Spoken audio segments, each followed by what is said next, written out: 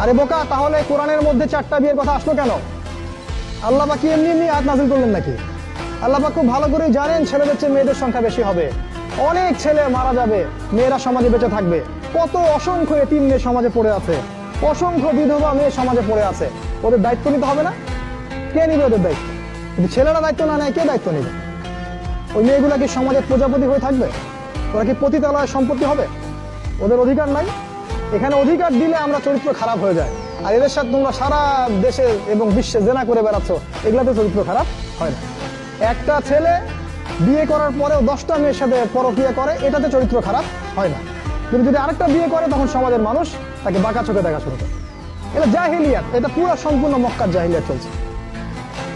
দ্রুত বিয়ে করো, বিয়ে করে আদর্শ পরিবার গঠন করবে। পরিবারটা এত শক্তিশালী হবে যে পরিবারের ভিতর যেন কোনো রকম শিরক, কোনো বেদাত, কোনো কুফর, কোনো হারাম ঢুকতে না পারে।